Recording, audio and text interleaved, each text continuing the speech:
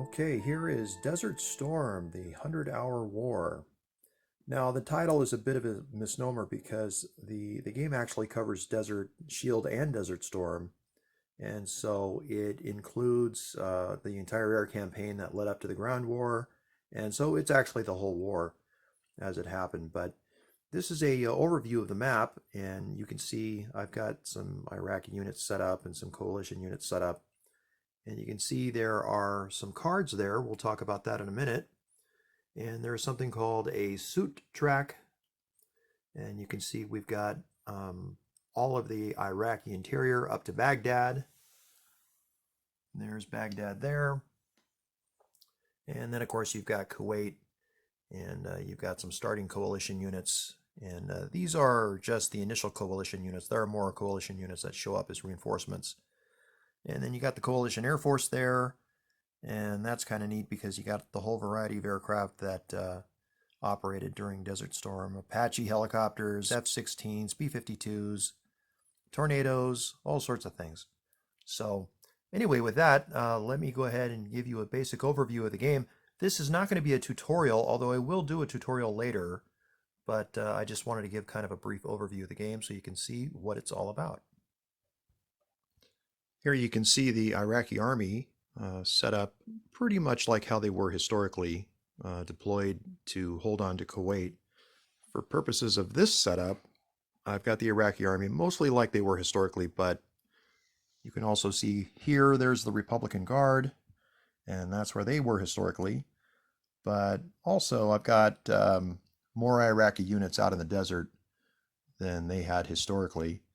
And primarily the reason for that is because when you play the game, if you can see there's a couple of coalition air mobile units right there. And if the Iraqi player's not careful, they can swing right on past and get behind the Iraqis, and they can do all sorts of nasty things back there. This is a typical setup, but the Iraqi player can set up any way he wants, in fact. And one of the interesting things about the game is it answers the old question, could the Iraqi army have done better? It was kind of interesting. One of the Iraqi playtesters, he decided that he was going to abandon holding on to Kuwait altogether, and he put the Iraqi army way up here and just kind of deployed them in kind of a hedgehog formation. And I guess his idea was he was going to try to hold on to the border, maybe counterattack when the coalition was off kilter or whatever. But that's just an idea of what the players can do. Same thing with the coalition player. He can set up however he wants. And he can do what the coalition did historically, which was to kind of arch out here into the desert and swing out behind. Or he can, drive straight into Kuwait City and just endure the casualties if he's in a hurry. Or he can spend a few turns, which I might recommend. He could spend a few turns using his considerable air force to just pummel the Iraqi army, which is what the coalition did historically. And that can be pretty effective. So, all right, next let's talk about the event cards. One of the neatest things about the game, I think. So here you can see the two event card decks, and I'm not going to do a full tutorial, as I said, but I did want to go over how the event card decks, how they work a little bit. And well, you've got two decks in the game. You've got an Iraqi deck, and then you've got a coalition deck. And each side has their own deck, and what they are is they are events that happen throughout the game. So here's a game turn 1 event, for example. Media predicts high death toll. And what happens is at the beginning of each turn, players draw a couple cards.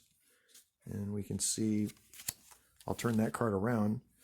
Here's another one. These are Iraqi cards, so they all have negative effects against the coalition. U.S. public support slips. And so a player will draw these cards at the beginning of the game, at the beginning of each turn, and he plays a card that he wants to play. Here's one of the coalition cards. Kuwaitis implore for help. And I'll turn that one around. Or in fact, I'll I'll pick one of the other cards for the coalition. Special Forces reported behind the lines. And by the way, these are all events that happened historically as reported by the media or that actually happened in the theater of operations. So what's kind of neat about the cards is that they kind of encapsulate the whole war in a couple of card decks. So if you want a history of the war, the card decks are pretty much it as it occurred.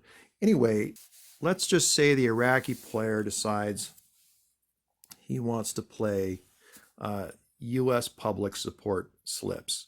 Okay, you can see that's a game turn 1 card, so he can play that on game turn 1. There are other cards for game turn 1, like here's the No Blood for Oil slogan. So the Iraqi player could play that one instead. And the idea is if you look up in the upper left-hand corner, you can see a suit, which in this case is a heart suit, and that represents, guess what, hearts and minds. And each one of these suits corresponds to a certain track, and that's the suit track there. And the idea is you're trying to move these counters up the suit track and get them as high as possible. And each one of these suits represents something different. Clubs represents military accomplishments. Hearts represents hearts and minds. And oh, this is funny. Guess what? Guess what jokers represent? Politicians. So, and there's also spades and there's diamonds. Diamonds represents economic considerations. So, like for instance, I think where's one? Yeah, there's a pumping station out there in the desert. So, if the coalition captures or bombs a pumping station, they get a bump on the diamonds suit track. You can see there's pumping station. You can see equals diamonds. And so the coalition player could move his diamonds marker up on the suit track. The reason this is neat is because the game is not simply a game about military conquest across the map. You have to manage these cards throughout the game, and you have to kind of play the suits as best as you can, and the other player is going to be doing the same thing to try to achieve not only a military victory on the map, which is necessary. You do want to kind of win on the map, but you don't have to win on the map. The game is not simply a game about military conquest across the map. It's also about managing these events throughout the game in such a way that you're kind of besting your opponent in the diplomatic field, in the political field, in terms of media perception about the war and things like that. So that kind of keeps the game from becoming simply a stale slugfest across the map where you're stomping on your enemy and you're wiping pieces off the map and things like that. All right. Okay, so now there are 10 turns in the game, and so throughout the 10 turns, there's a whole range of different cards. We'll jump ahead to here's like an Iraqi turn 6 card. Oil field fires hide Iraqi units. That was an actual event that happened. And the coalition, we'll jump ahead. Iraqi tanks inferior. That's a game turn 7 card. So anyway, that's how the cards work in a nutshell. And like I said, it's nice because the players have to manage their maneuvers on the map while at the same time they're kind of playing these cards. And so while not strictly speaking a card-driven game, these cards are kind of in the backdrop of the game, and you're kind of working that angle while at the same time you're trying to bomb things and you're trying to capture things, or you're trying to wipe out enemy units or whatever. So that gives the game this kind of extra dimensionality, if you will, and it's one of the things that makes the game really work well. All right, next I will talk about some of the things you can do in the game as opposed to what happened historically. Okay, one of the important things about the game is that while the game is a simulation of Operation Desert Storm as it occurred, it's not strictly a simulation because players can employ all kinds of different strategies. So for instance, the Iraqi player, he's going to want to hold on to Kuwait, but he doesn't have to. He can take the loss in terms of suit markers on the suit track and give up Kuwait and hope to win by way of causing massive coalition casualties or something.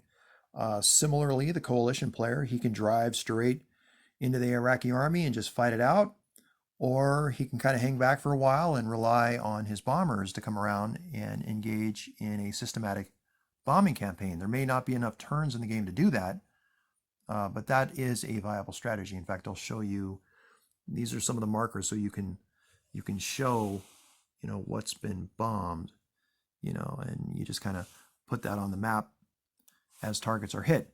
So the coalition player can attempt a bombing strategy. He can attempt a hybrid strategy where he's focusing on Iraqi infrastructure, or he can focus on the Iraqi army, or whatever he wants. And it's up to the players to figure out what is the best strategy vis-a-vis what the other player is doing.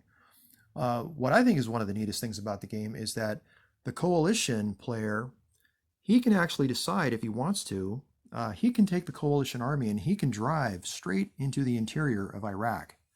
And he can attempt to drive all the way up to Baghdad if he wants and try to unseat Saddam from power, for instance. So now the problem with that is that the minute you get into the Iraqi interior, there are some additional problems, such as insurgent ambush, some of the things that the American army ran into during the 2003 invasion.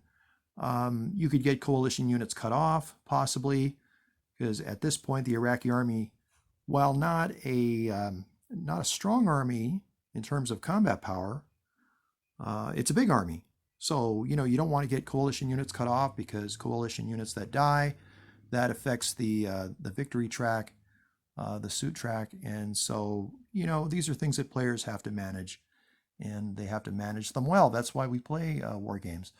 But nevertheless, these are options that players can employ. So I've seen all sorts of interesting things happen during the playtest games. Anyway, so that's the neat thing about it. You've got the event cards to manage. You've got these different strategies you can employ. The game does answer the question, could the Iraqi army have been deployed more effectively than they were historically? Could the coalition have gone to Baghdad in 1991 and obviated the need to go in 2003? Will the strategy that was employed historically, will it work just as well? What will the Iraqi player do? What will the coalition player do? Etc., etc. And so there you go. That's the game in a nutshell. And if you got any questions, feel free to ping me online or email me or whatever, and I'll be happy to answer anything I can and talk about the game and so forth.